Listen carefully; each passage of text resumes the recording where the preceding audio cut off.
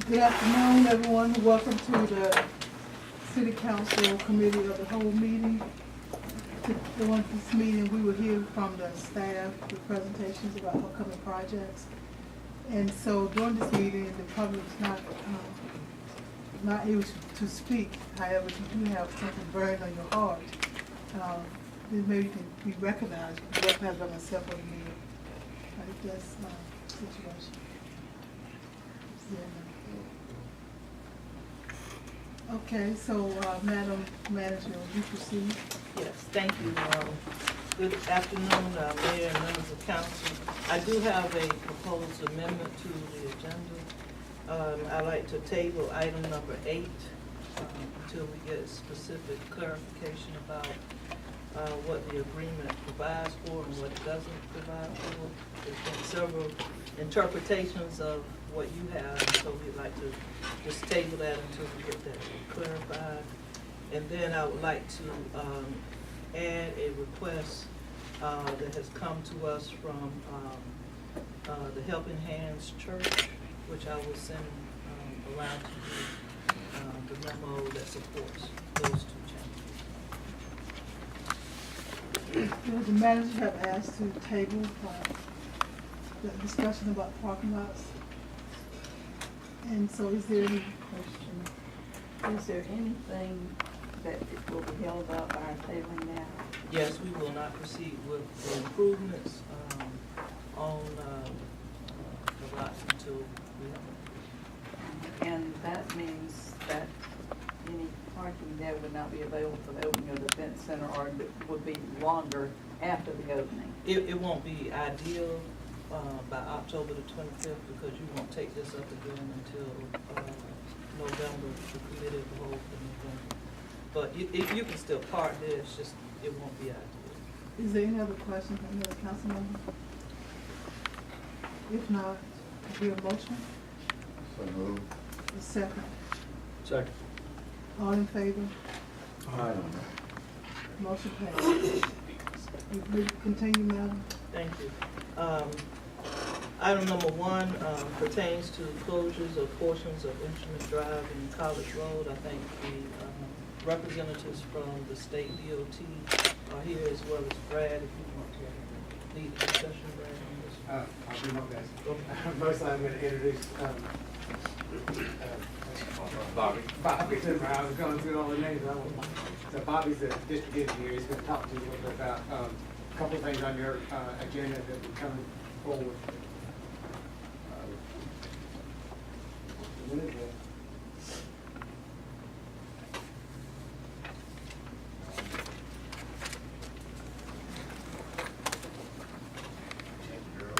Because we had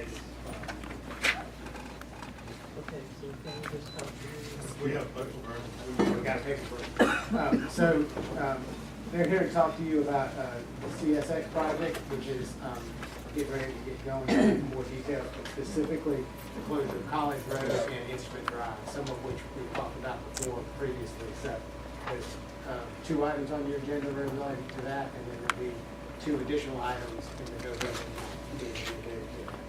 So I'll turn it over to Bobby. What we have presented is a closure of a portion of College Road, and I have some plans showing the limits of the closure. And I don't have enough for everyone, but I have 5 copies here, and they're rather large, so I can pass these out if anybody would like them. If not, I'll hold them. But what we're going to do is close a portion of College Road for the construction of this CCX property. And with that, we've done some improvements and we have some slated.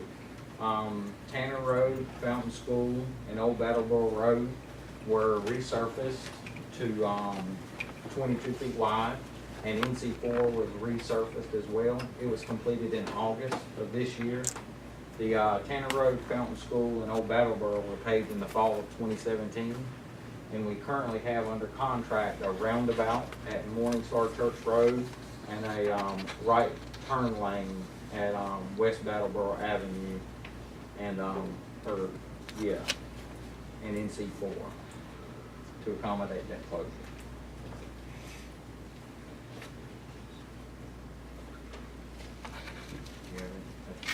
No, so, just in summary, so what we have on the agenda right now.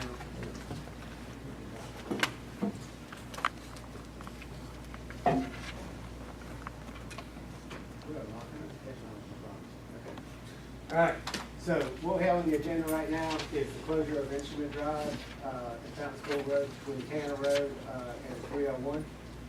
That's the resolution of intent, to close, and that order to close would follow after the public hearing. And a resolution of support for closing the College Road section.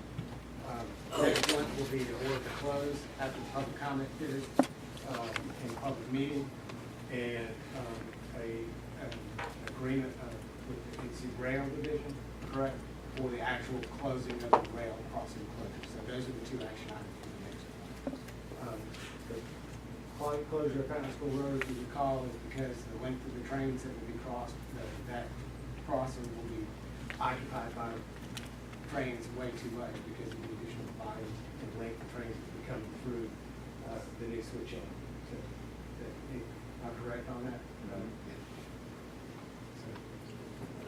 And there is a cemetery on excuse me, I'm Ronnie Keeter with DOT Division Engineer. There is a cemetery that's along College Road, and we will maintain access to that. CSX will do improvements. We'll have a 20-foot wide gravel road and a paved parking lot that'll be constructed to maintain and provide access to that cemetery. And that cemetery is right here. You would also have access to the second cemetery that's close proximity. Where is the second cemetery? Found that one out, during the CSX discussion of purchasing the land. I think it's further back in the field, where, Yes, I can speak. John Diller, CSX. Yes, yeah, so there shouldn't be, that is, access to that is, contemplated in all these improvements and I can, happy to talk further about it if you guys have more questions. Mr. Blackwell? What is the anticipated impact, which positive, on traffic, train traffic downtown by any chance? We've noticed that there's been, unless it's just me, a period of time where trains just sort of stop downtown and they sit for, it used to be 3 minutes, 5, but they can sit for 15 minutes sometimes and sometimes longer. Is that usual, or is that happening because there's work being done, or will we see more of that or less? Well, you shouldn't see any more or less of that due to CCX. I mean, we our business in our existing Rocky Mount terminal is increased, and so we do have a lot of traffic there. One of the main, also the purpose for the request for the closure of Instrument Drive is we're going to be constructing a new siding to serve the CCX facility, which is going to be 4 miles in length total. So north and south. Is it the red button? Yeah. So if you notice, so here's our existing main line, and here's the CCX property. We're going to construct an additional track that's going to run adjacent to the main line, which will essentially be the exit and exit ramp for the terminal. So the purpose behind constructing that siding and to close this road so we can use that siding effectively is to be able to pull trains directly into the terminal without them stopping. So they get fully within the limits of the terminal. They won't be blocking any road crossings. And we've got the existing grade separation crossing here on the north end. So once we have this, if we're able to close Instrument Drive here, there will be enough room to build that siding and get trains in and out of that facility without blocking any crossings. Now so it shouldn't have any impact on what's currently happening in Rocky Mount. I'm happy to get some additional information maybe recently about what may or may not have been going on that may have caused you to see some of that additional traffic or for them stopping longer, but CCX shouldn't have any impact on it. Okay, well, hopefully we're gonna alleviate some pressure. But thank you. We would appreciate it. I don't know about anybody else, but I've heard a whole lot of concern about trains parking downtown. Right. So I'm Okay. not sure what the issue is. Thank you. Sure. Ms. Miller?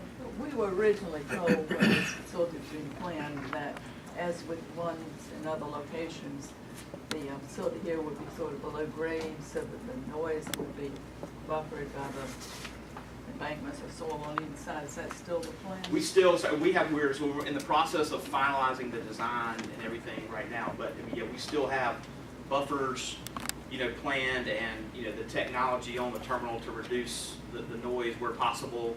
And it's still the goal of this terminal to provide all the benefits for the community without you really seeing it and hearing it, every day. So a lot of those original concepts, we will be incorporating those into the design as we finalize it. It's nice.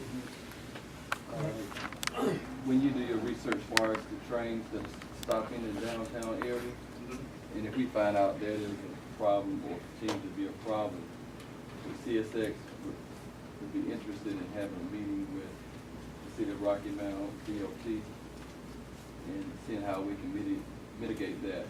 And what I mean by that, I know we have one flyover that's on Raleigh Road, Raleigh Boulevard, but perhaps, I know that Durham had a train coming down there too. They built, well, I guess they built under the highway, how you can get over the track or under the track. So with all the activity going on downtown, I thought that would be something that we would look at in the future. Absolutely open to that discussion. I know there's been some discussion in the past with DOT looking at from a holistic approach of looking at all the crossings in Rocky Mountain, how they're impacted and what the future might look like there. So we're certainly happy to have that conversation and think about it in terms of what our existing operation looks like today. And as every 2 years, when we submit new projects through the MPO, that can be submitted as a spot project in the rank. And if the traffic were to increase, that would, I would presume, would help the score for building an overpass or underpass. So we evaluate that every 2 years when the city submits projects and when we score those projects.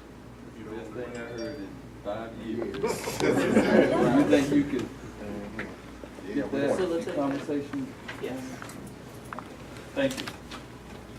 Mr. Carter. I know you've got it.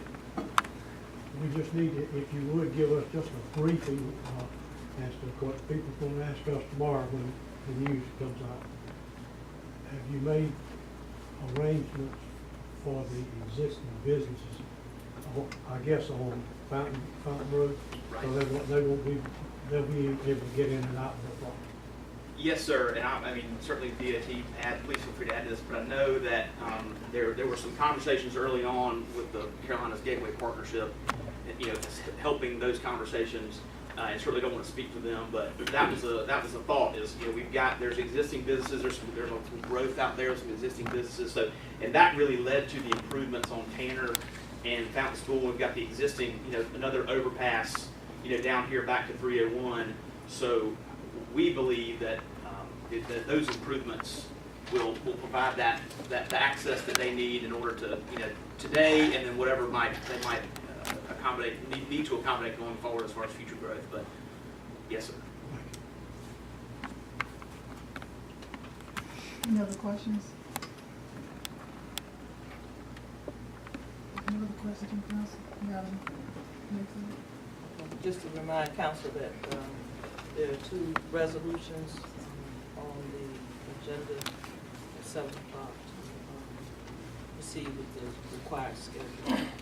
I think that's a question. Again, what's the schedule there? For the road work or the To really start to work on it. we hope to begin construction early 2019 on the terminal. That is subject to permitting. We've got to kind of pick back up where we hit pause for a little bit there and make sure we've got everything we need as far as permitting goes. But the plan is to begin construction sometime in 2019. We certainly hope to, have be able to provide a more precise date as we move through this, the design and the permitting process here in the next couple of months. But that's the plan, is to start in, 2019, then continue construction, into 2020. As far as the roadway part, all of our all of our improvements have been made except setting the roundabout, which is under contract with Roads Road now. I think the fall of 2019 is when the completion day is, to get it scheduled before they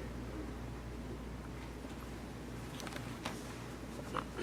Is there any way we can have a kind of a written timeline of when some of these things are happening and when probably projected completion?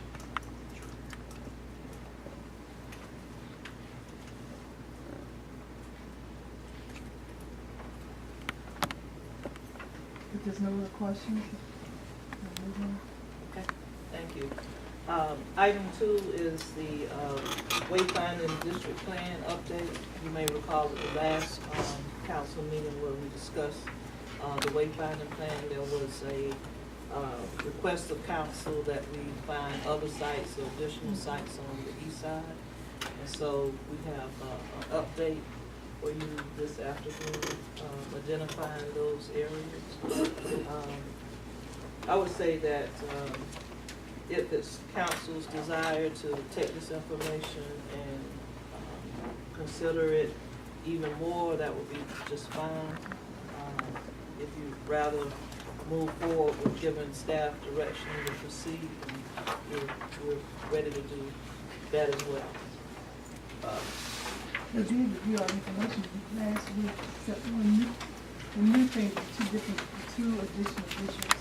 Right. And third option official. And I'd like to clarify, because I think we approved some minutes in our meeting last time, and I don't know if everybody here was confused or not confused. I think we originally talked about 5, possibly 6. I think the minutes reflected 5, but we approved the minutes at 6, so we need to amend those minutes to 5, and then if we're adding a second one tonight, then amend it to 6 tonight, because I think the minutes, I think that's correct. Is that right, Pam? Yes, sir. Okay. So I think I was confused whether it was 5 or 6. I think 5 was the number. We approved the minutes at 6, so what we need to do is amend those minutes to reflect 6 at this point, or to add that 6th one today. And the reason why I thought it was 6, manager, he wasn't here at the last meeting, because I thought what you said, I hear you say, staying in the 5th district, Councilman Knights. It sounds like we need 5th and 6th district. Okay. And I said, yes, and maybe more. Right. So I was under, I don't want to say assumption, because people might want to make me whatever I'm assuming, but I was thinking that was, you were saying that we needed 6. Right, I was just summarizing what I thought I understood coming from the council, so that the staff would be directed to go back and add the additional stuff. So was it 5 or was it 6? Well, the minutes, I think. We started with 5. Yeah, here came 5, but, so, the minutes, you know, we have to prove what really happened in that meeting. We And started we always with make a 4. motion to end This this. one started 4. My Start question with to our attorney is, how do we clean up what we approved at the council meeting? Before we clean it up, I want to be clear. We I started mean, with I know what the minutes say, and I'm not saying the minutes are right or wrong, but I'm saying what you said in the meeting. You said it sounded like we need a 5th and 6th district, and I said yes. Yes, Was that what you said? yes, And because you- I think And then Councilmember that's what he Bullock said, also, Oakwood. right, because Councilmember Bullock also put on the table a district for us to take a look at. which But to would make it make clean, we sense. can go back and amend the minutes to 5, and then we can approve it to 6, 7, 8, or 10. I mean, whatever we want to approve it to. So I'll make a motion that we go back and amend the minutes to what the clerk had in the minutes. And now, I like it. I'll second And does that include a specific number, 5 or 6? I'm ready to make another motion now, after we clean this up. this. Yeah. So- Yeah, that's, we'll go back in the Right. meeting and amend that motion so that it states 5, and then whatever you do, 6, 7, or 8, whatever you're at Right. this afternoon. So we call for a motion to amend the minutes. You do that in the regular meeting? In the regular meeting, because that was Okay, Okay. that's fine. So now, are we agreeing to 6 districts or 7 districts? I don't. What are we doing now? Okay, so I think probably the first thing to do would be to hear the update Okay. from the staff, and then from that, because it does include additional districts, and then from there, you can decide which ones you want to add or not. Right. Okay, so based on the direction from the last meeting, Corbin Design and staff went back and looked at the areas that were under discussion and made some evaluations, and we have some recommendations for you relative to additional proposed districts. So originally, we had essentially three districts in the destination. We had Gateway District, Mill District, Downtown, and the Sports Complex. So essentially built out destinations can grow, but well defined. But we went back and looked at some of the areas. I think if you recall, we had talked about sometime in the future we envisioned maybe this intersection of 64 and Raleigh Boulevard, when it developed as a destination district, as a hospitality district, or a major retail center, something like a Bass Pro Shop retail center where people are coming from way out of town just to go shopping there. The one in Charlotte, I can't think of the name. Just outside Charlotte with that. So we've identified this as a potential future district development depending on development patterns. But we also took a look at the area, Councilmember Knight, that you specifically talked about, and identified this area as a potential proposed district.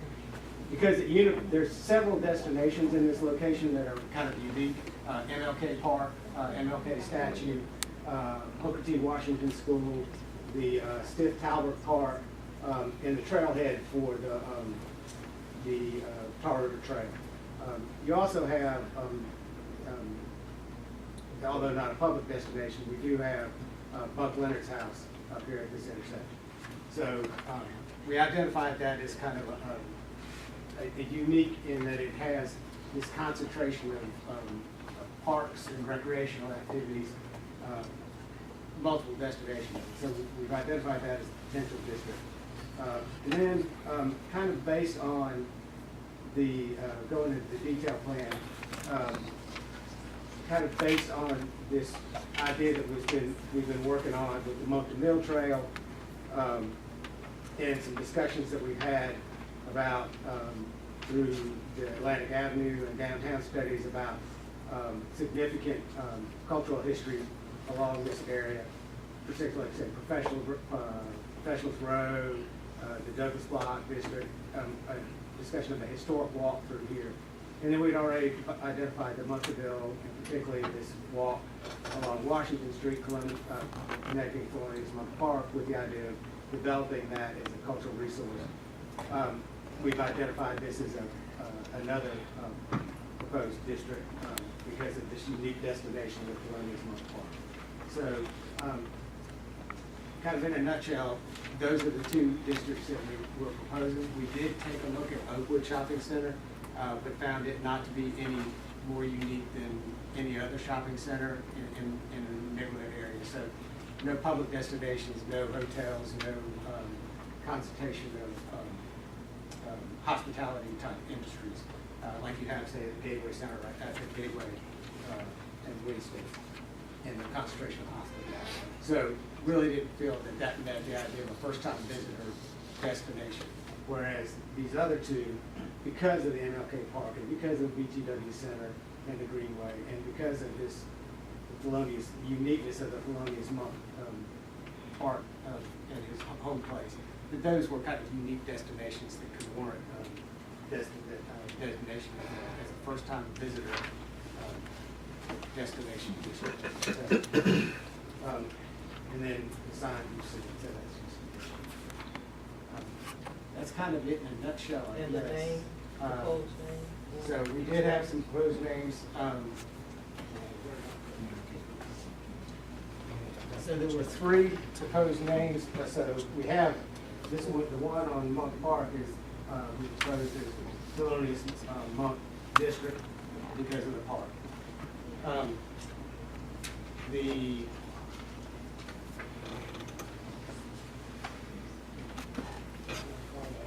have this one moved, yeah.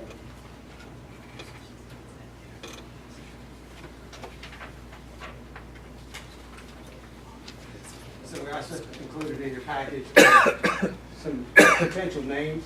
Actually, they don't have up here, but MLK Cultural District, centered on MLK because of MLK Park. African American Cultural District because of what was mentioned in the last meeting. Heritage District because we felt culture didn't necessarily means different things in different communities, where we felt like that this was really centered on heritage, history, and the history of folks that come from there and things that happen in that location. And then kind of building on that and broadening that scope, we had another name which was kind of Dream Heritage District, building on the I Have a Dream speech, but also on the dreams of all the folks that came from there and the history of that location. So those are kind of three ideas that we came up with for consideration for that one district, for the two districts.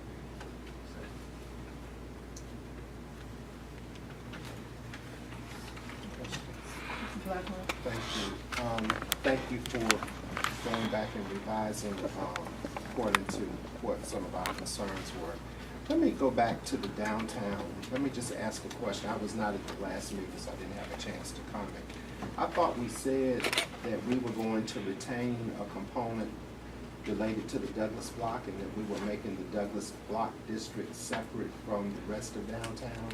Did you change your mind, or what happened in that consideration? I think we specifically said we were not going to subdivide. Was there a reason that was given to that? It would be typically the way the wayfinding worked, the Douglas Block would be a destination within the district, which would be identified on the signage. So Am I confused in the conversation we had before this date? maybe, or I maybe I mean, maybe it was a misremembering or different something. kind of district. Yeah, we had kind of talked about the idea of sub-districts at some point in time. I've since been educated by our wayfinding consultants that when you think about sub-districts are in much larger cities where you have like the arts district and the entertainment district and the museum district or something like that. And we don't have that concentration of within the downtown to really create sub-districts within the downtown. It's not big enough and dense enough. So kind of based on that, we're really looking to call out specific destinations. So yes, we're looking to call out the Douglas Block as a separate entity and recognize it with kiosks and those kind of things. So that's my specific question. Yeah. Tell me, how will the Douglas Block, its history and its energy today be accessed and marketed to the public at large? Right. So I think that gets to this idea of these cultural walks that we talked about. So, you know, with the Monkey Go Trail and this heritage walk kind of thing that we talked about, is identify using that as a tool to market, you know, this district, this area in particular, and the history of that district, but some of these other things, where we do kiosks that point folks to, so, you know, you're interested in Buck Leonard, you know, here's his home place, and we have an exhibit over at the Imperial Center. You do a kiosk about that. And we have that in. And also, it's gonna be picked up in the signage, right? On the way. Well, obviously, on the wayfinding signage, we'll have arrows to the Douglas Block, but we may have a kiosk that we would put somewhere at the Douglas Block that gives the history of that particular business. And the verbiage that's concerning me of your verbs, I hear may, okay? Well, So what I what I just like some commitment to is that if we're going to, which is fine, if we're gonna say downtown is downtown, I mean, I'm cool with that. But within that concept of downtown, we specifically had stated, unless I'm missing in gaps of memory, conversations that we've had at this table, that we specifically want intentional marketing and branding of the Douglas Block, its significance to Rocky Mount, its significance to history all throughout, you know, that period of time. and we want some way of preserving that history Right. So and I think- communicating it. I think we're on the same page. We're just Okay. thinking of I it. So just- the kiosk is the tool to do that. And there will be other one, things, so- there will be one dedicated to the Douglas Block. Absolutely. Yes. And that's We okay. just haven't got that, the kiosk content. We're getting the signs and the direction. And then we need to start working about the content for the kiosk, what that would be. Because we're gonna wanna do a lot of, particularly if we start developing this heritage walk, you know, with the historic markers that are on Atlantic Avenue.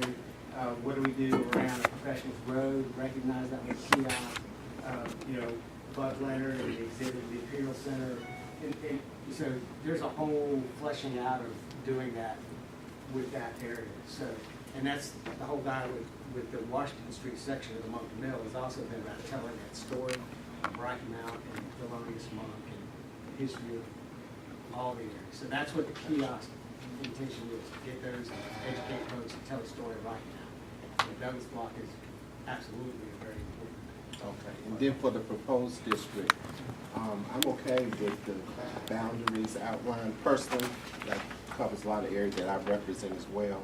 And we might want to think about a process, a different kind of naming process. So can we take some time on? We certainly can. That's why we've listed potentially 4 names. There might be others that will come forward from the community. So then the 5 and 6 would be what, the proposed Yeah, so there would be, proposed district and district proposed and- Thelonious Monk? yep, Those, that would be 5 and that would be 6. And then we're saying we'll see what happens in retail, commercial development, or Yeah. cultural tourism development. yeah, see what happens in here. as it- Or any other part of the city that Correct. deems. Correct. Okay, thank you. Yeah, this is not the be all and end all. This is a base point, and hopefully these things happen. That's the place we need. Thank you. Any other discussion? I just got one more question. So once we adopt the wayfinding recommendations and the plan, where is the handoff to implementation, and who does the kiosks, and who's recording the community history, and who's doing that? Where does that happen within your administration? Yeah, I think that's gonna require a cross-functional team to include Archie. Some of the suspected players are here, Archie, Landis, certainly Brad and his team, to help, first of all, identify and name that particular district. And then we'll proceed with the process for ordering the signs and implementing the signs, as well as what goes on the kiosks. And this is already covered in our budget. Is it? No, No. so. That'll be what- next. Yeah, so what we've got covered in the budget right now is essentially the public parking for implementation. It's the public parking and the trailblazer signs, really focused on the event center. So those are the 2 things we've got in the budgets. As we develop the rest of this, we've got to look at parks and rec as well. You know, there'll be a signage standard for all parks and rec facilities. There's a proposal to do wayfinding for unified wayfinding within the park. That's additional master plan. But then we got to take that elephant out in bites and decide which ones we want to do. It'll be an ongoing effort. Hopefully the idea is we know what the signs look like. We've got a plan to work to. We'll keep working on it. Thank you. There'll be some budget request, I hope, to start funding some of these other things with each year. As we're ready, but I mean, obviously we want to at least get the wayfinding signage up, because as people are coming into the downtown, we will certainly want to be able to circulate the pedestrian traffic around downtown. And quite frankly, educate people about, what is it, what we have. And really what we have right now is the wayfinding just in downtown. So the wayfinding between the districts, that's not in the budget yet. Last thing, sorry. So right now, wayfinding is focused on streets as they are.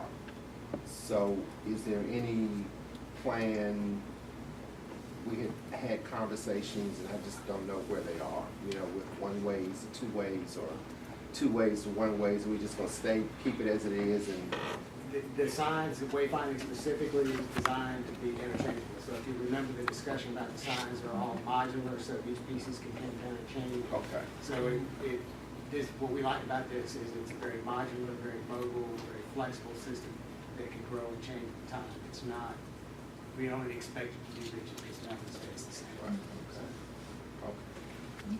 Thank you. Thank you, Brad. So, Madam Mayor Pro Tem, I would ask for consensus, vote on the districts 5 and 6 as they've been presented, so we'll know how to proceed. Is there a motion? So moved. Second. All in favor? Aye. Motion passes.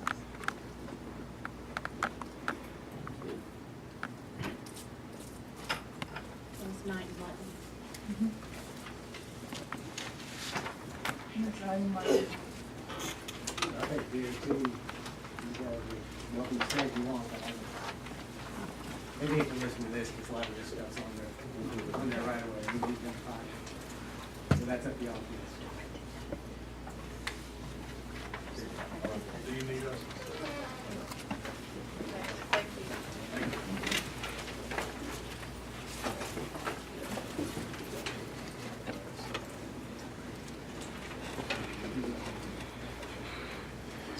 Okay. Thank you. you ready? Yes.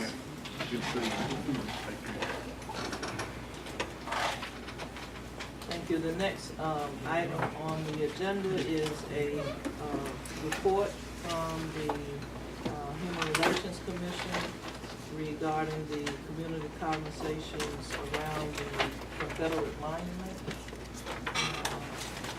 Archie, you want to introduce? Sure. Speaker? Thank you, Madam City Manager. Thanks to the Mayor and the City Council for allowing us to come back and share with you the results of our report from those community conversations dealing with the monument.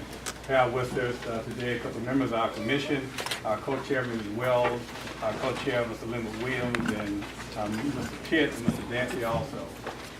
The report will be presented by co-chair Linwood Williams, and then we also have with us the brainchild designer of this process, which is Mr. Willie Rashford from WPR Consulting out of Charlotte.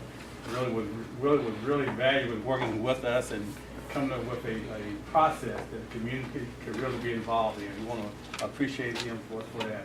So at this point, I will turn it over to our co-chair Linwood Williams. Now, Archie, you didn't make it clear who's gonna be working the slides here. You gonna man the slides for us? Brendan.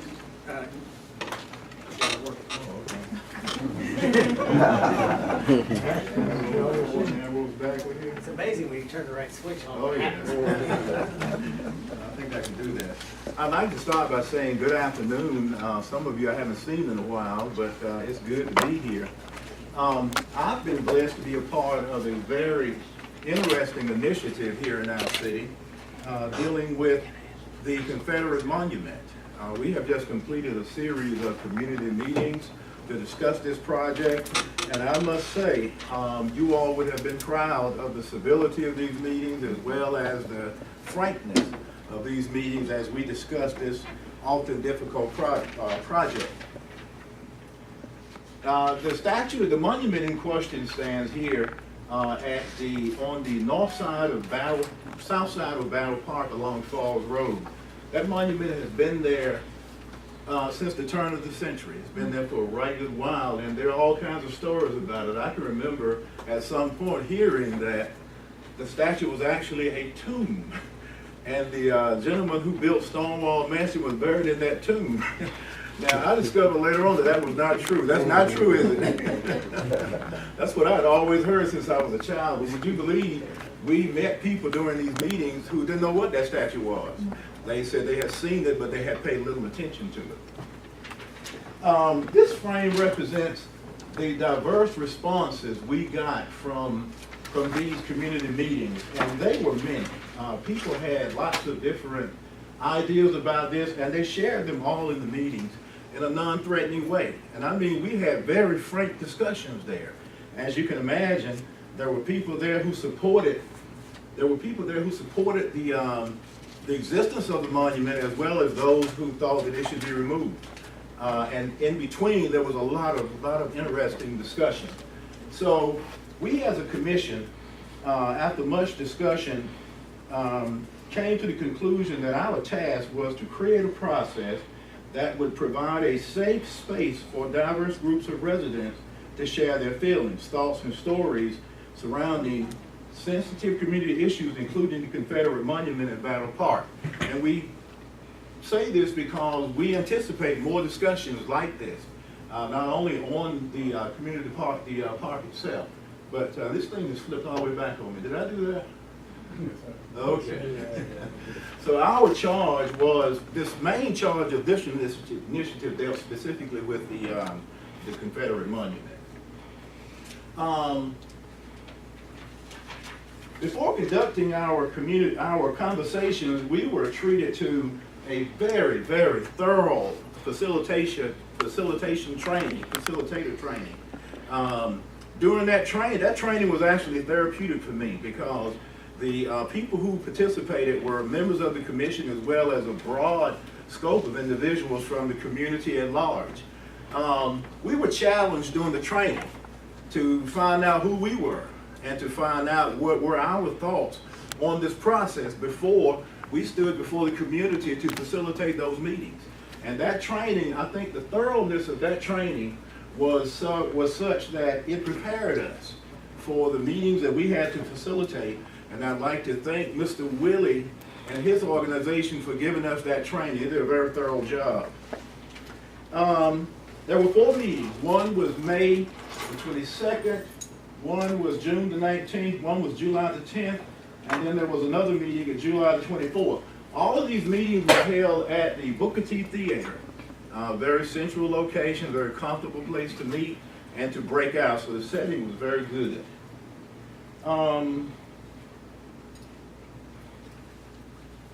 People attended these meetings came from just about every scope of diversity we have in the city, from race to age to gender to national origin, business people, community people, all kinds of people came to these meetings.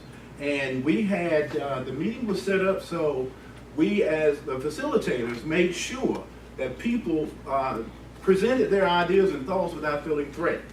And so the scope of attendance, I think, went really well, and it really represented the diverse nature of the city. We asked everybody the same questions. Each time there was a meeting, we didn't change the questions at all. We always asked, and I'll highlight some of the things here, what feelings do you have about the Confederate Monument at Battle Park? What are your thoughts and feelings about how the history and presence of the Confederate Monument at Battle Park impacts other people in the community? What suggestions and ideas do you have for members of the Rocky Mount City Council regarding the Confederate Monument? And most importantly, if the city of Rocky Mount is to move forward on this particular issue, what are you personally willing to do to make that happen? So in these meetings, we really challenged people who were there. You got ideas and things that you would like to see happen, but are you willing to play a part in it? So everybody, like I said, were asked these very same questions. We discovered that a lot of people didn't know a lot about that statue, so the commission, along with our consultant, provided the community with a lot of background information. Some of the things I didn't know, okay? Like I said, the statue had been there since, what was it, Archie? About 1917, it has been there. It's originally a statue of a soldier at the top. You all remember that, and then once they moved those soldiers, they moved the lower level ones, there's one still on the very top of it. The monument used to be a part of the city's logo, but it was removed in the year 2000. And of course, we highlighted the fact that there's a North Carolina law that was enacted in 2015 that prevents just moving or relocating or altering monuments on public property without permission from the North Carolina Historical Commission. We understand that the statue was actually donated to the city. The statue and the base of land there, and maybe Archie can speak a little bit more to that later on, which was a fact in exactly who owns the statue, okay?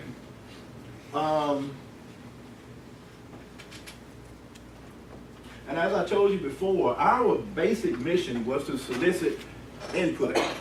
We didn't set these meetings up so we could go in them opinionated. We wanted the community to voice their opinions. And we wanted to do our very best to bring you a bird's eye view of what the scope of their results, or what the scope of their responses were. And as expected, there were broad range of responses. Basically, there was a group who preferred leaving it alone, and then there was a group that preferred to remove it. But some very surprising ideas about that statue surfaced during these meetings. And I want to touch on some of them. I'm also informed that most of the council members have the thick packet that Mr. Willie provided, that's really a summary of the whole thing. It's too thick to go over in one presentation, but I think you have it. And on pages 12 to 25, you will see a lot more, or an extended version of the feedback that's in that book. I challenge you to read it sometime when you get the chance. But more specific, and kind of in a bird's eye view, this is sort of the culmination of those responses. One was to expand the monument to make it more diverse. There were people who said maybe you should turn that monument into something that represents everybody who fought in the Civil War. And then somebody said even it should represent the slaves. One monument that could do all of that. Some people said just keep it in place. Some people said remove the monument to another location. Then, of course, there were people who said address other more important issues of concern in the community. Educate people about the monument. There was a rededication of that monument we discovered also at one point. I forgot what year it was, but I believe it was rededicated to all military personnel. And then, of course, there was the discussion that, okay, if it was rededicated to all military personnel, why did you only see the Confederate insignia on it? And so that generated a lot of discussion. Educate people about the monument, hold a community referendum on the monument, have more community dialogue, look at and consider diversity, equity, and inclusion. Having more dialogue was a common theme among these meetings. Everybody who came to those meetings wanted to do more meetings like that. Everybody came, all 4 meetings. That was the consensus. Be an example for the country. Address race relations and build relationships. Get people on the same page. And be mindful on how people feel about the monument. In other words, everybody has very deep-seated feelings about the monument, which is understandable. So these are the results of those meetings that we had. And I will pause now and entertain any questions you all may have. And I'm going to call on Archie and Willie to assist me with the questions and answers. A question, because the first one was expand the monument to make it more diverse. How do you see that happen? Actually, in the long responses on pages 12 to 25, the residents of Rocky Mount had multiple suggestions on how you do that. You create paths in which you put up plaques which talk about the histories of various peoples who live here in Rocky Mount. You expand it such a way that he talked about how it was rededicated to all soldiers in war at a certain time. But if you were to walk by the monument and look at it, you can't tell that. When you walk by it and you look at it, you see it as a Confederate monument. So let's put up representations of other groups in this community such that it is more diverse and it is representative of who all Rocky Mount, do you all call yourself Rocky Mountians? All citizens or residents of Rocky Mountain are, so that it's easy to recognize that as soon as you actually see the monument itself. But what they're asking is that, with that particular aspect of it, is that the city of Rocky Mount consider being more diverse, being more inclusive, and being more equitable in the representation with the monument. So, for instance, if you have just diversity, Diversity means you're just simply inviting people to the party. To have inclusion, people being invited to the party, but also acts to dance. And then if you have equity, which deals with the issue of race in our country, equity means you remove those systemic, structural barriers that prevents people from having access. You take all of that into consideration and you make it a monument that is truly representative of everybody who chooses to call this community home. I know you talk a lot about who did the property really belong to. Did the property really belong to the city, or did it belong to someone else? So the real estate belongs to the city. It was constructed on private property with private funds. It was dedicated within 1917. From my reading, I think it was dedicated to the Bethel heroes, the soldiers that fought. It was conveyed, it was built on property owned by Rocky Mount Mills at the time in 17, and in 23, Rocky Mount Mills conveyed it to 3 trustees, Tom Battle, A.P. Thorpe, and the Rocky Mount Savings and Trust Bank to hold it in trust so that really the daughters of the Confederacy could maintain the monument. There was some information that the daughters provided that the monument had been deeded to them, but we could not find a deed. The monument stayed there on that easement for about 50 years, until about 1976. And at that time, T.E. Ricks, David, you may remember him, he was a realtor, he was a member of the Ricks estate.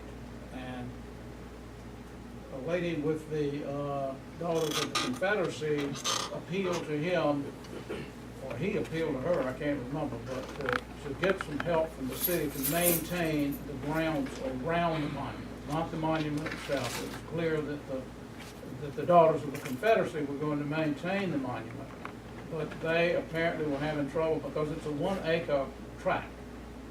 And so they came to the city because in 3 or 4 years earlier, in 73, the Battle Park was given to the city by the mill with the idea that this 1-acre tract is adjacent to Battle Park, so city, you can maintain the grounds around the monument. The city agreed to do it, but there was a condition, and I've got the minutes here from the 76 meeting. There was a condition that for the city to maintain it, they wanted to own the property, the real estate. So at that point, the mill deeded the property to the city, subject to the condition that the real estate, that 1-acre tract, can go back to the mill at such time as the monument is removed or destroyed. So that's essentially where we are. It was never, the real estate is owned by the city so long as the monument is there. But the monument specifically was not conveyed. Now, it's been sitting there for over 40 years. If the city doesn't own it, the question now becomes, who owns the monument? And is it the Ricks estate? Or is it the public? The city, it was not in the city limits when the monument was placed there. Yes, sir. So you're the city attorney, right? I am, yes, sir. So we asked you to find out who owned the statue. There's not a specific answer to every question. It's sitting on land Owned by the city. owned by the city. Okay. I And know so the as long as, don't know specifically who owns the monument, but to some extent, as we sit now, doesn't make a whole lot of difference. Because if the city does own it, the law prohibits the city from moving it. If it's owned by someone else, it can be moved from public property, but there has to be a written contract between the owner and the city for it to be moved. So we've got to establish an ownership, which we haven't been able to do. So if, It may be the Ricks estate. The Ricks estate did not list it as an asset. The Ricks estate was closed a couple of years ago, something like 900 heirs in the Ricks estate. R.H. Ricks, who paid for the monument, didn't have any children, but he educated his nieces and nephews. He was a very wealthy man. What's the one from the Ricks estate said they would take the statue, correct? They could take, if it was owned by the Ricks estate, if you get the Ricks estate to enter into a contract and agree to remove it. I thought you said someone from the Ricks estate said that they would take the statue and put it on the property where the house that he lived in. There was an offer to let the monument be there at the Ricks, at where R.H. Ricks' house was. This was, at some point, one of the Ricks heirs, I believe that owns that. I think he lives out of town. So what's the barrier to that option? To that, we don't know whether the Ricks estate owns it or not. And if the Ricks estate does, there are a number. What is the process of determination? What is the process of determining? If we were in court today, who would decide who owns the statue? The judge would. So what's? We would marshal whatever evidence, and the Ricks estate would marshal their evidence. So Then they if would you were have- presenting a court before a judge, what would your determination be? I'd really have to look at that. I don't know. I think there's a real question as to ownership. When can you give us a definitive answer? Because we asked you about a year ago. I'm not sure I can. I'm not sure I can. So what do you need to determine that? Probably need to have, you probably need a court ruling to get a definitive answer. So how do we get the court rule? We petition? Go to court. Now, even after that, Well, I'm just saying. I think we need to the determine. General Assembly would still prohibit moving it. If the city owns it. If the city Even owns it, after but that. if the Ricks, has the Ricks estate said they don't own it? They have not said they own it. They are interested in it. I've never heard anybody from the Ricks estate say they own it. I'm not sure who you would ask. But With they're 900 heirs. But they're interested in the They history. did not list it as property. So from that, I take they're saying they don't own it. Have we followed up with their request to have a conversation? I don't know how to confer with 900. They say they did not list it as an asset. Who asked the question from the Ricks estate? Who asked the question? Who approached the city saying we would take it? T.E. Ricks is the one in 76 who, So we haven't had a recent inquiry, is that what you're no, saying? no, Oh, not since then. so the doors of the Confederacy did not request it? I'm sorry? The doors of the Confederacy, they did not request it recently, last year or so? Nobody's requested from the Ricks estate. They said if it has to be moved, the question came up, if it's moved, where would it be placed? And that was one place that said, we will take it. Now, it's gonna cost about $260,000 based on the estimates to move them. This matter So, once the estate closed, there's no legal entity, the person who speaks for the estate, is that right? None that I'm aware of. The estate has been closed, and it was not, as I said, the monument was not listed as an asset.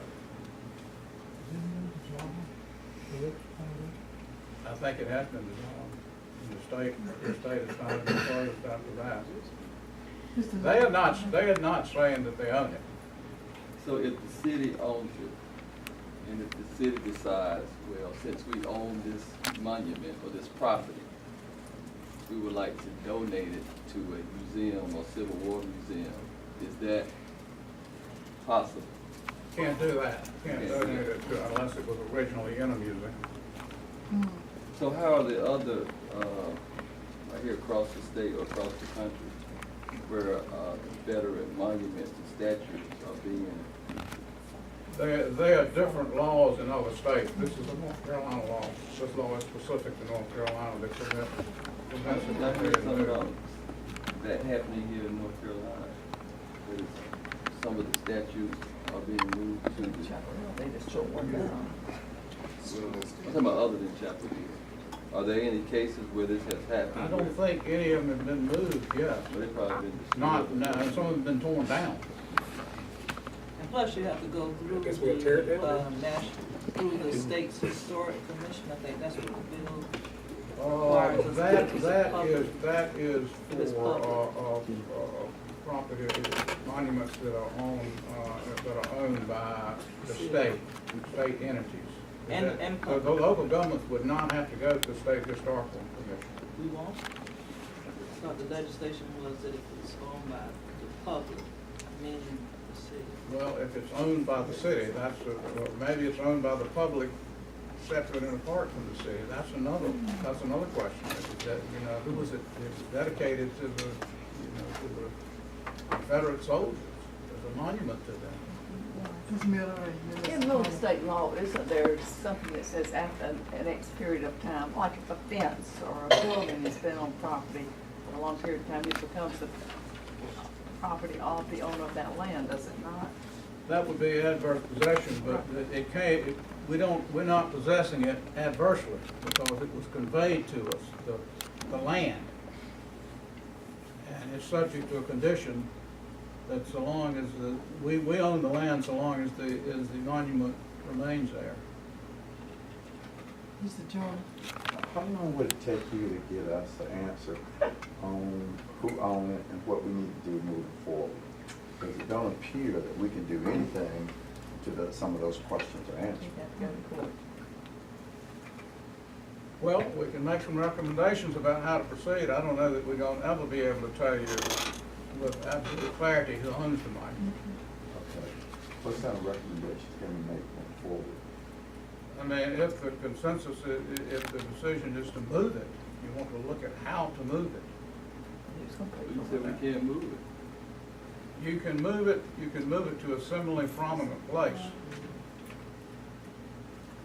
Mr. Rogers. Jeff, can we move it without, do we need permission to move it to a similar place, acceptable place? No, it's similarly prominent place. You do Similar not- prominent. I do not believe you don't have to go to state permission for that. I'd like to get an answer because I don't think I got an answer yet. I'm trying to get the same answer. The answer is, what do we need to, the question is, what do we need to do moving forward to either, find out can you move it or who has ownership of it? Well, I think you can move it to a similarly prominent place. What do we do to determine who has ownership of? You should go to court. You probably have to go to court to ultimately have that Against whom determined. though? Who we go to court against? I mean, normally court is Well, litigious. you can make a decision about what you do with it, and then maybe somebody takes you to court, or maybe they don't. Mr. Rogers on that floor. I'm trying to be with Richard here. I mean, it seems to me knowing who owns it is key to what we do. If we own it, then we have the authority to move it to a similarly prominent place. Yeah. If we don't own it, we have no rights That's or right. ability. Well, you could, whoever the owner. Well, whoever. So back to what Richard, I'm not No, gonna no, ask no. the question any better than you're asking, I don't think.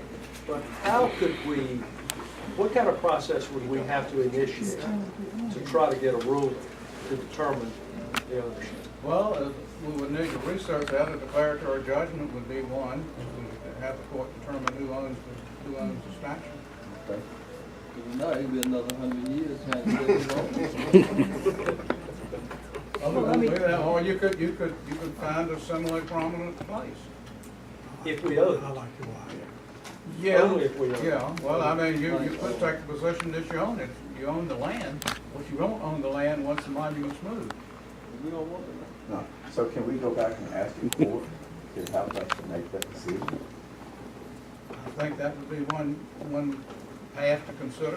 Okay, at least we got a pay. Well, I mean, is it, you're trying to make the decision here to move it. That's what we want to do, not try to contextualize it or any other. Well, just honestly, Brother Attorney, we asked a year ago about definitive ownership. because what we knew is that we couldn't do anything unless we actually owned it. Yeah. But we knew that there was some assumption of ownership, because if not, we wouldn't be taking care of it. You're taking care of the grounds around it. Correct.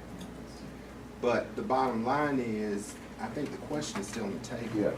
So we're asking, before we start taking, making decisions on how to proceed, what are our rights as well as our limits of authority? Well, you may have greater rights of ownership than anybody else by virtue of the fact that it's sitting on real estate that you own, even though it's subject to that condition.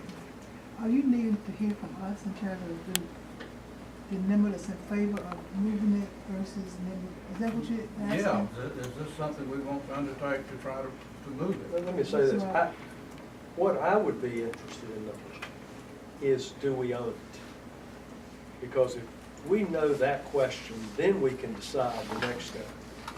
Until we know that, it seems like to me we're just kind of guessing. And if we were to assume ownership, that we own it, and we started doing something, it seems like to me we would be subject to doing something maybe we shouldn't, or shouldn't be It able may to. be, but, I mean, it's hard to give a definitive legal answer as to ownership.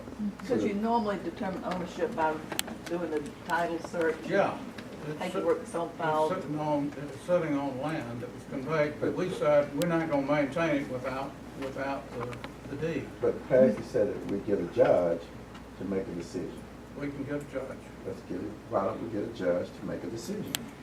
David has the floor. Well, I mean, again, I think whether you're gonna move it or expand it, you still need to know the ownership, because if you're gonna, I wouldn't say face it, but if you're gonna change any of the markings or anything else in there, Permission. you could get into a situation, you might not, nobody may say a word. if Yeah, you I say- don't think, but it's clear that you own the land around it. Right, You know, so in terms of putting something on the land, I think you could do that. right. So But we're in terms basically- of changing the monument itself, I'm gonna try to make a motion, that we instruct. May I comment Sure, before you? please, sure. Mr. Bullock, We've only talked about one situation or one alternative. The gentleman here listed I thought, an excellent one. And and we may not, if we could look at something else, we may not need to determine. It might automatically become ours if we improve it to do something.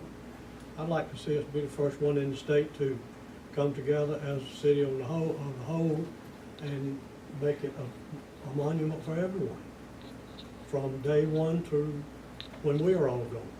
How do you do that? And we would have it then. We could recognize everybody. You mean all military? All military or veterans of all wars? What he mentioned here, a civil rights group or what, or whatever, but it's right now, it is supposedly in memory and honor of the Confederate soldiers. Change that to, say, the citizens of Rocky Mount who served in the military, along with so-and-so and so-and-so. so. But I think that's incorrect, because it was rededicated to everyone in the law enforcement. But the man sitting at the top of the statue is a white man on a horse. Well, we can that change had that. the That's Confederate what he was flag. suggesting. But you can't change it, WB, until you decide if you own it. That's all we're saying. If we own it, then we do have a bevy of options We do. to exercise. As it's stated right here, at the present time, we do own But your attorney is saying we don't know. right. it. We own the land. That's all we But if own. you can base the statute. We have order, please. I would like to make a motion that we ask the city attorney, instruct the city attorney to initiate a process that includes a judge, or however you would describe it, to determine if we can get a ruling on the ownership. Second. I really meant to add a piece to it. In the meantime, because when I started looking at this stuff, I'll be honest with you, I'm very impressed with the process. Yeah. I thought y'all did an unbelievably good job. I mean, and we need to do more work like this, because it was so impressive. But I think during this time that Jeff is doing that work, I would love to see us have conversations among ourselves, between ourselves, about the feedback that is here and some of the ideas and options, so that we'll be ready. And we'll have some understanding. People, one of the things that was said in this thing was proceed wisely. And some cities have not proceeded very wisely. And Reuben, you and I talked about proceeding wisely a long time ago. And I think we can learn from some cities, and Rochelle, Wilmington, your hometown, was one that has, in my opinion, has proceeded wisely. So as a part of that motion, I would like to include that we would work between ourselves and with the staff to review this. And if we need to bring Willie in and help us, and the Human Relations Commission as well. So that's part of my motion. Do you second that? Yes, for sure. Discussion. I have a comment. Okay. But proceeding wisely does not mean not doing anything, stalling.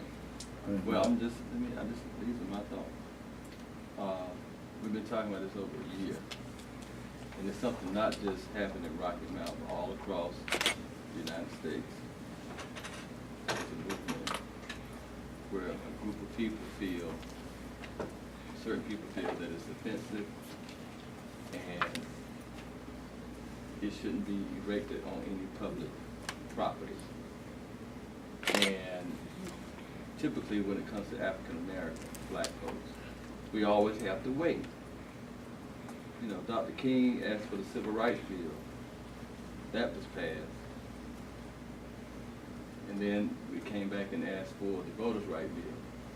President Lincoln said, well, we can't do it now. Excuse me, Johnson. And they said, we can't wait. So do we wait another 100 years to determine ownership? Do we wait another 100 years to determine that something that was erected during the Jim Crow era to intimidate people and keep folks in their place, to be second-class citizens, so you can have control? You know, do we have to continue to wait when something's offensive to a race of people dealing with slavery? So what I'm saying, you know, a lot of times when it's come to do the right thing, you know, people have stall tactics, and I don't think it's right. I really don't. I mean, if somebody erected something about your family that was killed tragically, and then erect a monument, and you pass by it every day, how would you feel? How would you feel if your grandfather was hung by his neck swinging from a tree? How would you feel? How would you feel thousands of black people from Africa were thrown over a boat, eaten by sharks because they resisted? How do you feel? How do you feel when you sharecrop all your life and you don't get anything, living on crumbs? How do you feel? How do you express it to your children? That you got to walk by and don't say anything. You got to be silent. How do you feel? When do we open up and have a discussion about it? It says offensive. We apologize. America was wrong. Let's take it down. If we want to do something for the whole of America, or the people, then let's erect something that we all can agree to and take down something that's offensive to people. You know. So Tom, are you suggesting that we just continue discussion while the attorney looks up? That's all I wasn't suggesting we delay anything. Oh, yeah. It's gonna take him a little time, I assume. Take you beyond tomorrow, I'm sure. And that we engage in a very deliberate process among ourselves, as we can, about what we've learned, Willie, from this. And discuss our feelings, Andre. I mean, I appreciate, I want to hear what you have to say. And I think, I would hope and believe out of that process, Willie, and maybe we need you to help us a little bit with it, but we'll come together and do something that is wise and smart and the right thing. Correct. I agree. So now we have a motion on the floor. It has been moved and properly seconded. There's some discussion. Are you ready to vote? Would you state the motion word for word again, so we know all know what we're voting on? Can you read it on? Yeah, I wish you would do it. It changed a bit. Motion to instruct the city attorney to construct a process that included a judge to get a ruling on who owns the statue, and that we, meaning the council, engage in a deliberate process ourselves, I've got to put it better, with staff for ideas of how to proceed to come together to do something wise, smart, and right. I'm comfortable with that. If you second it. I think we said discussion, not process. Right, That's continue Discussion. discussion. Yeah, that's- Continue. I agree with that. I know it's none of my business or concern, but you should substitute the word, use monument, not statue.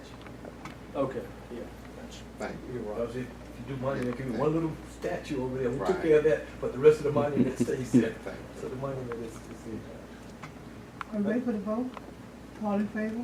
Aye. Any opposed? No, I'm not, no. He's, You have a I just question? had a question for the attorney, what the time process to go through getting a ruling, would you anticipate? Hopefully 60 to 90 days. There are some more documents, I think, in Chapel Hill that people talked about, that some of the mills, some of the, in the archives up there, so that may shed some more light on it. And we may need to do that before we have a board. We may find something that, is more persuasive as to who owns it or doesn't own it. And who, can you access those records? I think Renee Moore at one time was gonna look at them, but I don't think that she ever did. Who was that? Renee Moore Who is? with the city.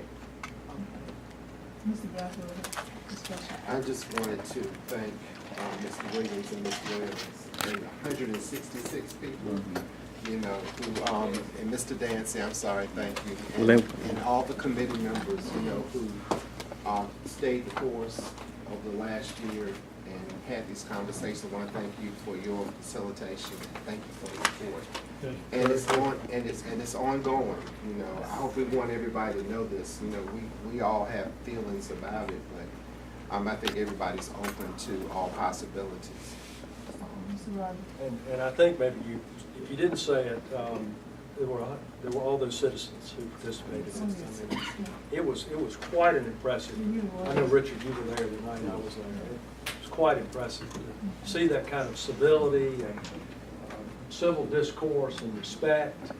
And I just couldn't help but, I mean, I had a great feeling when I left that night. That it was an example of the way we ought to be as a city, how we ought to be coming together and talking in that kind of way to each other and trying to learn.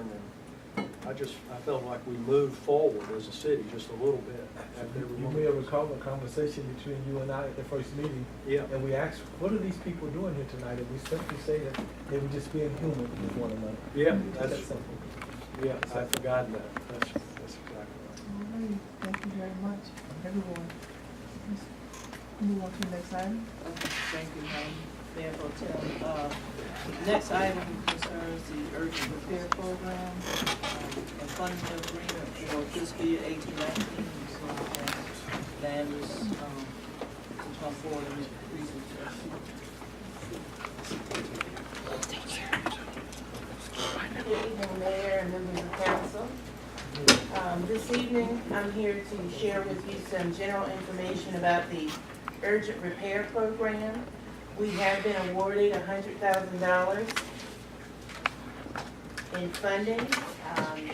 We announced it to you early summer. We have come back with some post-award documents that we need to get your approval of in order to move forward with funding. Again, we've received we've been awarded $100,000 in urgent repair funding. This is $25,000 more than we were awarded last year. This funding is being leveraged with about $150,000 from the general fund in order to increase the amount of money available to support people with urgent repair needs. Eligible homeowners in this program can receive up to $12,500. And so our request of you this evening is to approve our program policy, how we run the program, approve the purchase agreement,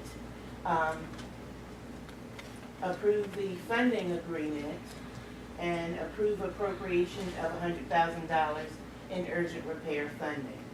These things are needed so that we can return the documents to the state and we can begin drawing down the funds. Just a little bit of background information about urgent repair. This program provides housing assistance for residents who have issues that impair or impede their safety. It's for the very low income residents or homeowners with special needs, the elderly, disabled, single parents, households of 5 or more people, children with elevated blood levels, or military veterans. Eligible repairs are those affecting the safe occupancy of the home, such as flooring support structures, the roof, bathroom, doorway modifications for handicap accessibility, heating, and cooling. Applicant eligibility: they must own the home and they must reside in the home as their primary residence. They earn less than 50% of the area median income, and they have to document a special need. Property eligibility: the home must be located within the city limits of Rocky Mount. It must be a single-family residence, and it must also, manufactured homes can also be considered if they meet the quality standards established by Housing and Urban Development. Program and review: Rocky Mount has participated in this program since about 2012, and it's become increasingly popular over time. We've had more than 55 homes repaired or modified through the urgent repair program. We had 34 applications that were received last year with 11 projects completed. There are 23 applications that remain from last year for consideration with the new funding. How do we get the word out? How do we help people know what's available? We meet with neighborhood leaders and associations. We communicate through news releases, the city's website, the government channel. We communicate with our local nonprofit partners. We host workshops and technical assistance for residents, and we also offer one-on-one counseling and coaching, as well as referrals for ineligible housing applicants. But again, we're here tonight because we've been awarded $100,000 from the North Carolina Housing Finance Agency, and in order for us to access the money, we are asking you to approve the funding agreement, the purchasing agreement, and the appropriation of the funds. Madness, do you have a sense of the demand or the need, maybe is a better word? Yes. We have received more applications than we can actually fund each year. And that's a good thing in terms of recognizing that there is a need. And this particular program is different from the repair program because it serves those who are most in need. So really, what you're saying is that you still got a backlog from last year. Yes. And if you allocated all those funds, would it even complete last year's backlog? We are hoping that it will because we have some carryover funding from last year. We have some carryover funding from a prior year of community development program funding that we can put together to address those 23 applications. Our plan at present is not to accept any new applications until we have processed the 23 applications that remain from last year. Okay, so really we're freezing what you recommend. For now, yes. Until you complete the backlog. Right, until we go through all 23 applications or run out of money.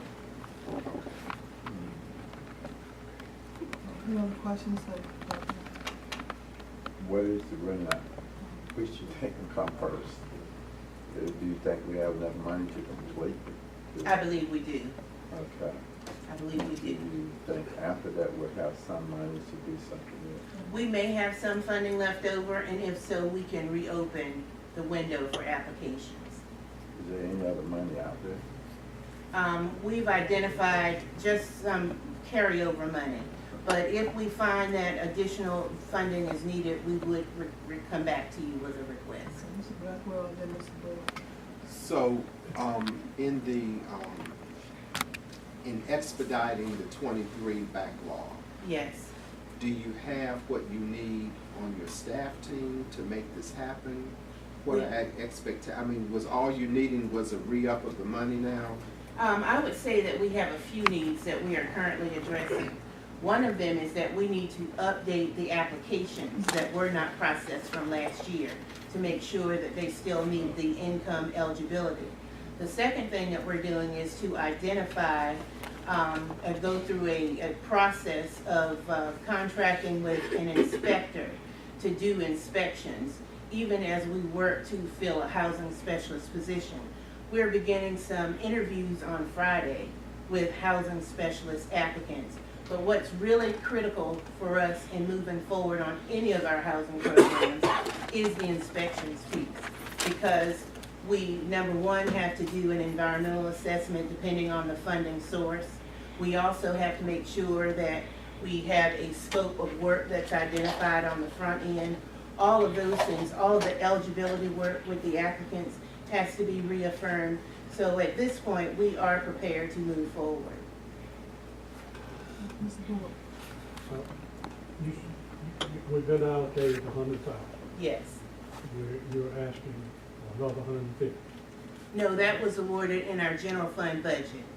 So we have $100,000 that's being awarded from Housing Finance Agency, and you all approved $150,000 with the general fund, yes. No, and is your carryover included in that first? No. $100,000? So you possibly could have more than Exactly, $250,000. that is correct. That sounds good. Yes. So we should have plenty to address the 23 that are remaining.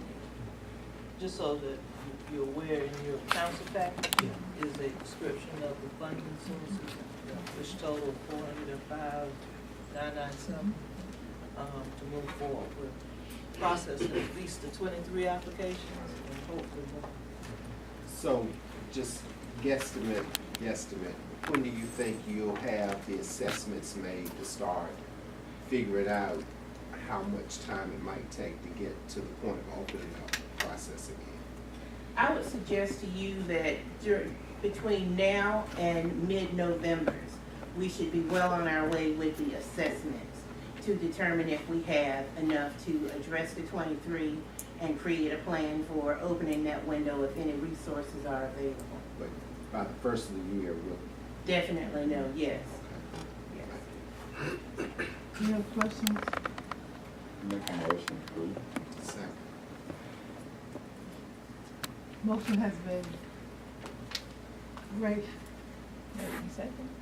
Motion has been made and second. All in favor? Well, can I ask one more quick question? So the maximum for each home is it 12,500? 12,500, yes. Just from an experience standpoint, is it normally the full amount or is it sometimes less? It depends, because you know, with these older properties, you go in and you start working, you find other things, but the average has really hovered around 10,500. So that's for the urgent repair, not the other program. The other programs are about the same, It's 12,500. Right. Okay, that's good. and a lot of that is thanks to you all in terms of approving general fund dollars to match with other sources. So we have a motion and moved and second. Any more questions? All in favor? Aye.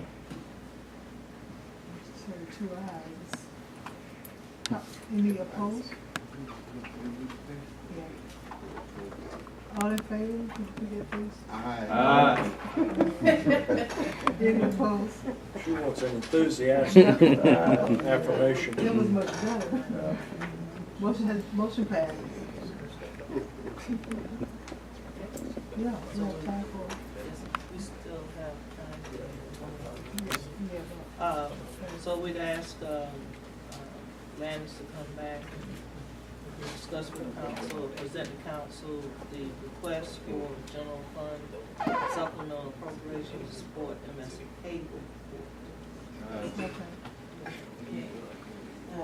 Back in June of 2017, this body approved the use of home funds to support a project that's being done by the Housing Authority. Those home funds are administered through the U.S. Department of Housing and Urban Development. The amount of funding that you supported at that time was $182,000, $453.65. This money was part of a capital stack, a much larger capital stack, to support the development of roughly 9 units. And the city support was for roughly 2 of the 9 units for housing to support disabled residents. What we have found subsequently is that the home funds that you all approved are not available to support the project because a request for the release of funds was not submitted to Housing and Urban Development. And without that release of funds being approved by HUD, we cannot use home funds to support the program. And so we worked together internally and worked with Ken to identify another source of funding, and that's why we're here tonight to request the money come from a general fund balance, because the project is underway and they anticipate having the project complete in January. And looking at the document, you have some background information that it's intended that we were supporting 2 units at roughly $91,227.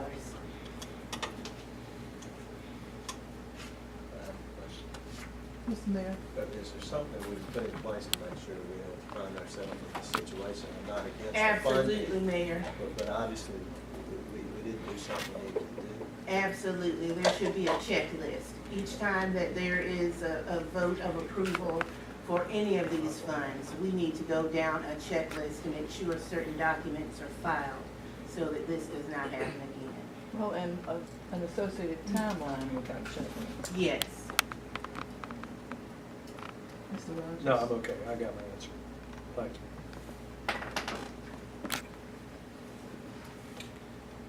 you. Mr.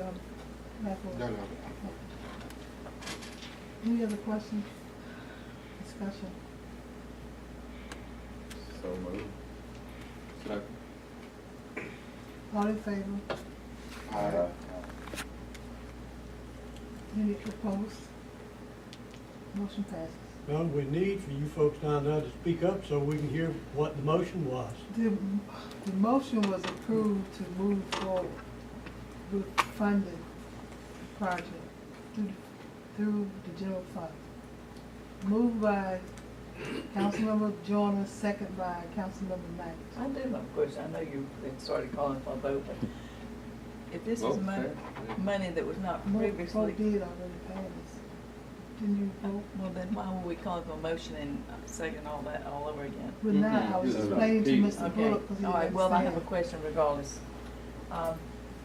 Since this is money that was not previously budgeted for this use, where will it be drawn from?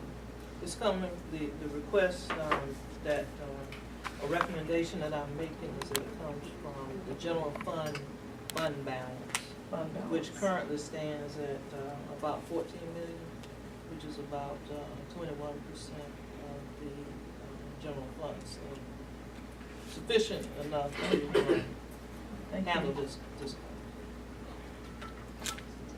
Thank you. Okay, motion passes. I voted for the motion to start with. Just didn't know what I was voting for. It must be served in Congress.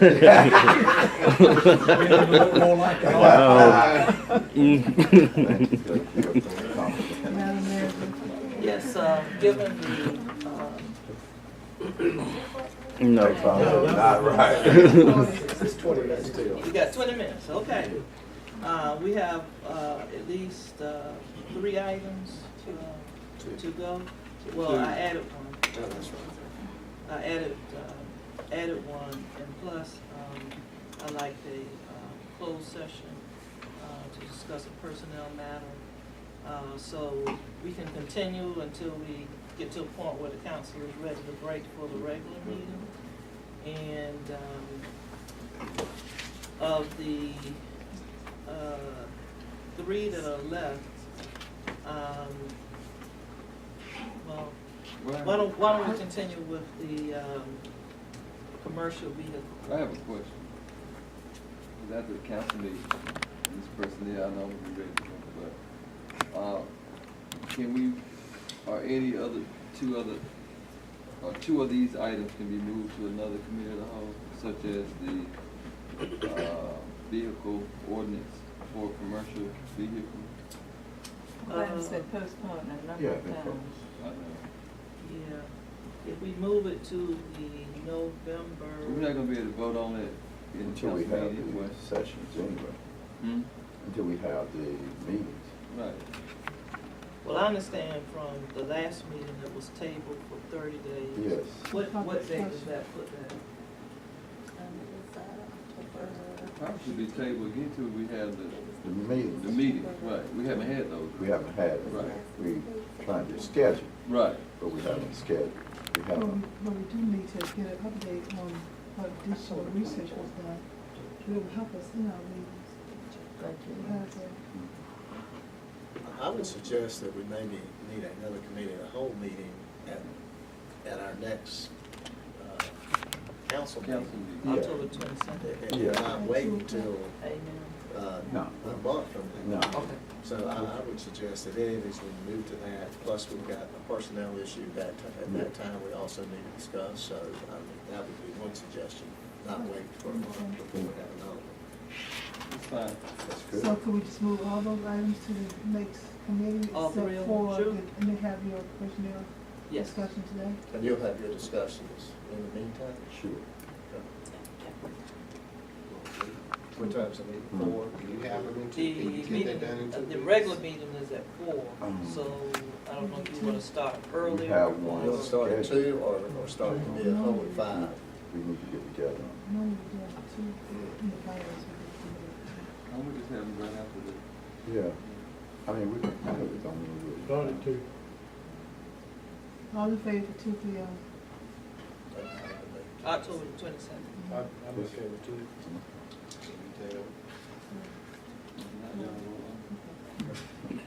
For 2 p.m. And we can address the, commercial vehicle ordinance, the city event venue sponsorship, and then the request from Helping Hands Church. So, Now, Is it with something- regard, is it something that's gonna take a lengthy time with the helping hand? I don't think it will. Let's go ahead You on. wanna go ahead and that? Do it.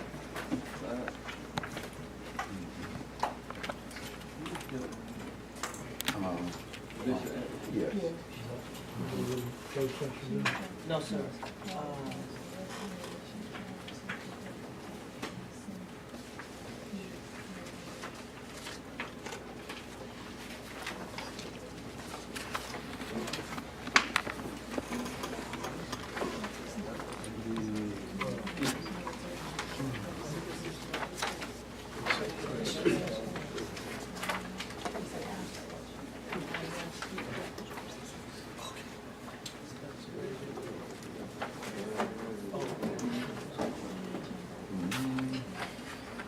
So, members of council, what you have in front of you is a request from the Helping Hands Church.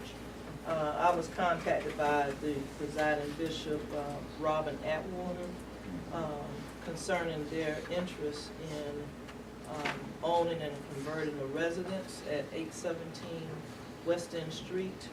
They want to take that residence and turn it into a community outreach center for the West End community. The property is currently owned by Garcia Vivian Hunter and Wilbur L. Hunter, and it's my understanding that they will give the property to the church.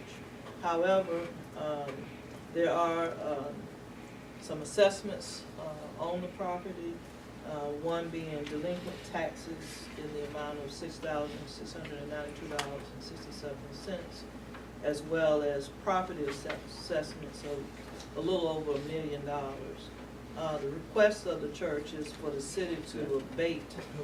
Property assessment is $1,000. $1,000. Church is out. If that were the case. But anyway, please forgive me. $1,000.22. That sounds a lot better. So, since the city, doesn't have the authority to abate delinquent taxes, after consulting with the attorney, the standard approach is for a grant to be made, if the council desires, to the entity in that amount to cover the delinquent taxes. Of course, we do abate the property assessment, so that would require two actions by council should they choose to go forward. You can see that the total assessed value of the property right now is $28,930. The building being $19,790. Attached also is the action plan that the bishop prepared for your consideration. You can see that the intent of this community center is outreach, particularly for the youth and for persons who are suffering from addictions and so forth. So I bring this to you for your consideration. Cause this abuts right behind the Boys and Girls Club. I don't think so. I think it's across from Butler Park. It's right beside, it's across the street is Angela Bryant, and right behind Angela Bryant is the Boys and Girls Club. It's a canal that runs through there. Right through it. Okay, so I don't have a problem with it, but I think we're gonna be getting a lot of grant requests from people. Setting the precedent. Right. And I know abating the the weed and grass assessment, because we've done that. Right. They're gonna do the property. Yeah, exactly. I think we also need some kind of agreement with it. Yes, so we would have, but I would need to know whether or not council is even interested in Because going forward. the Redbud Holiness Church, late F.C. Barnes, and I talked with Councilwoman Watkins, who was trying to get a meeting with you as well. The old A&W Holland School, they was interested in partnering with the city and using their old gymnasium as a Community outreach. right, but it needs some work done to it. So if we're gonna do it for this particular entity or church, then I'm quite sure we're gonna be having a lot. Not saying that I'm against it, Sure. but if we approve this one, it's gonna be, you're gonna have we have a lot of churches doing a lot of outreach, from food pantry to after-school programs. Right. And, I'm just Well, saying. I guess my approach to this is to bring it to the council. I don't feel that I have the authority to stop a request. Oh, no. When it comes to me, I go out and take a look at it and see, whether it makes sense or not, and then I bring it to I'm just saying it's gonna be. It's gonna open up We have over 300 the churches. gates, yes. This going. If we ready for Well, I it. don't think it's necessarily gonna open up the gates, because she's been doing work for some time with the youth, and not only with after school, but for with the addiction and drug issues. And so, and then she's right there, right across from Buckland Park, the children do hang out. And I support it because I think she's been effective thus far. And it's not like we're offering $6,000 grant, but there's still quite a bit of work that they have to do themselves, even the youth and whatever else needs to be done to that property. Where's the $50,000 coming from? There's no I thought that just heard you say. 6. Okay. I had a few questions. Now, this amount of taxes specified, is that just city taxes, or does that cover the delinquent county taxes? It just says delinquent taxes. When we looked at the tax record, it just listed that amount as taxes that are owed. And so it doesn't matter to us whether they're city or county taxes? Well, I'm I think sure we it need to matters, make but all sure I'm just, that they're not city and county. You should have had a breakdown. There is a breakdown, it's simply says. no, it just I says- think on the property record, what came back, I don't have anything, but what came back was that. And, let's see, if we were going to go forward with such a program, then I think we need, like we did, we set up most kinds of programs, set up a criteria for them that would apply to everybody that was issuing such a request. And then we have to figure out where the funding's coming from and all that.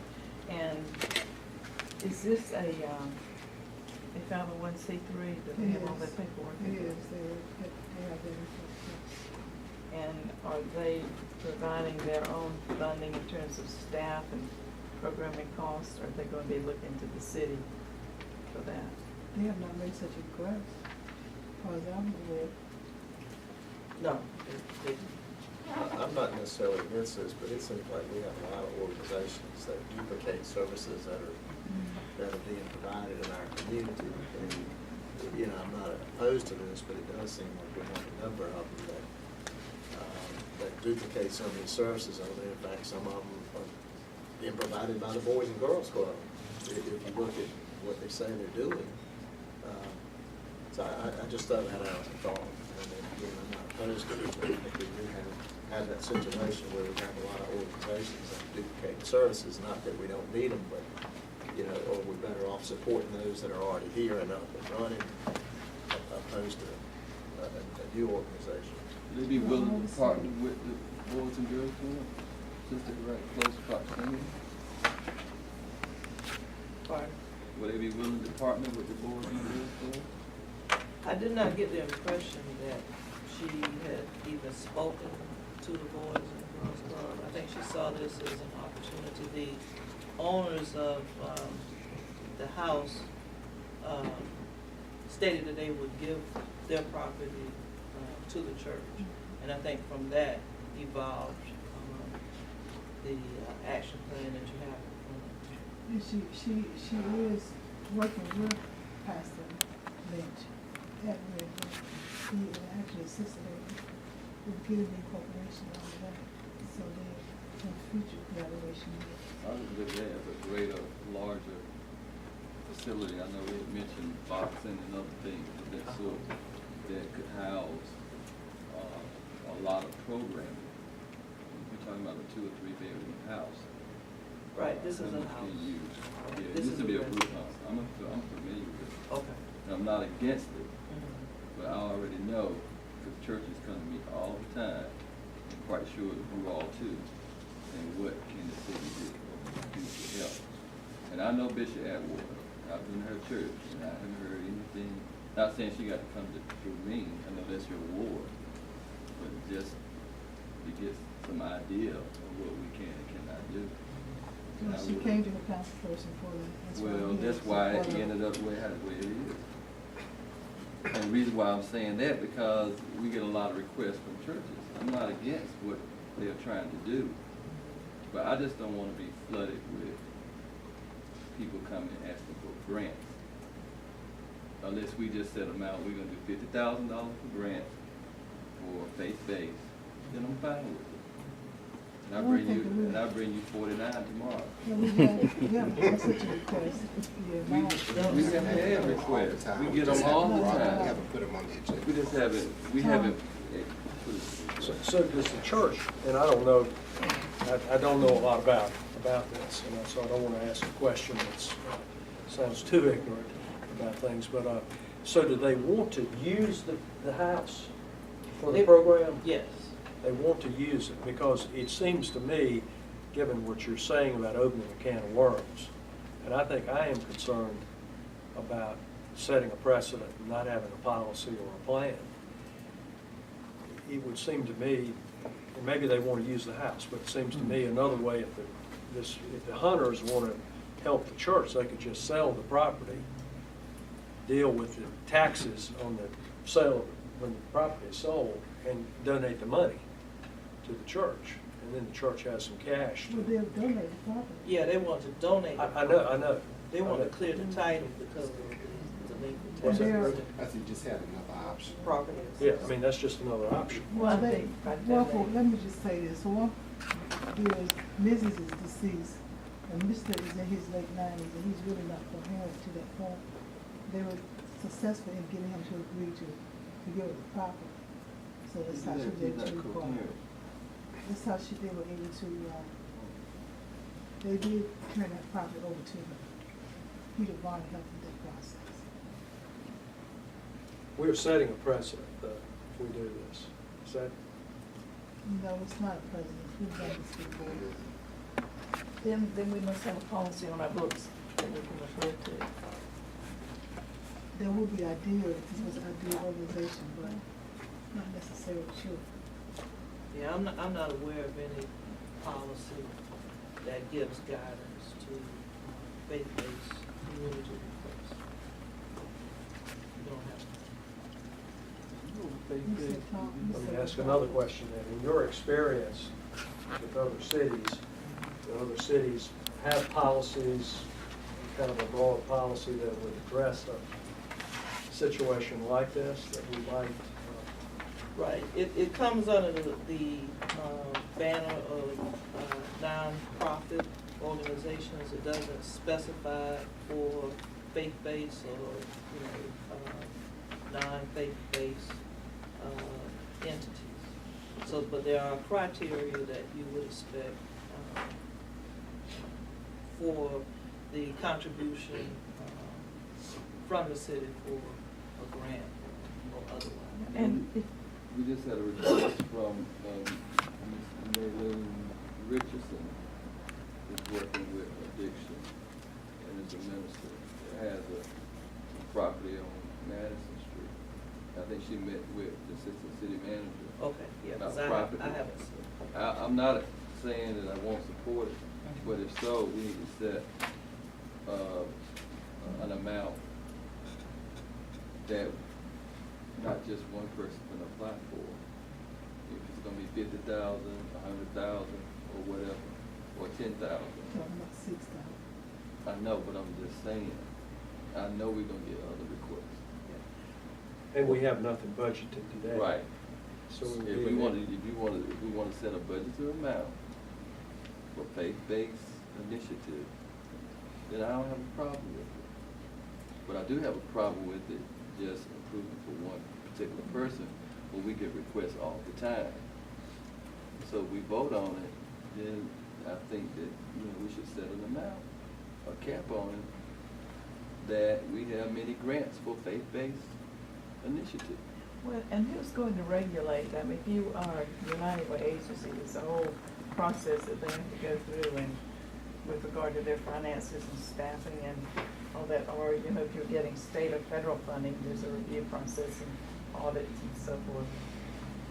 But if we're giving out money, we need to be responsible for how it's spent, and that it's spent honestly and wisely.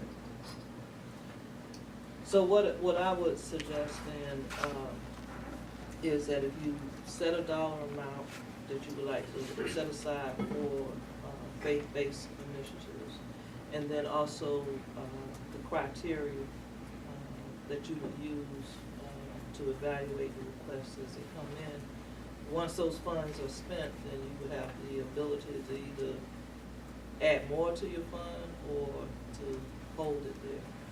But that would be the way I would suggest you proceed. That way you can, when they do come in and you look at them on a case-by-case basis, you have some criteria by which you can evaluate the request. It probably would have been better if it was presented that way, and then we wouldn't have had all these questions about it. That's just for future reference. Well, I mean, I'm just I take saying, that. Yeah, that we wouldn't yeah. have If you're not gonna make a decision today, we need to table it because we got a meeting at 2 minutes. Okay, so motion to table until, next, second meeting. Yeah, we do, Yes, we do- October 22nd. we do have plans. We talked about having a faith-based meeting that we can have pastors. We haven't before, pastors and faith-based people come in to talk with us, and the city manager said she would come to the meeting, so we can look at what those needs are around us. And I think that everybody can come to the table. Yeah. Yeah. All right, and so, I guess we'll adjourn, but I will request again a closed session at the regular. Was that a motion or just a consensus? Motion to table the meeting. So moved. Second. Okay. Motion passed.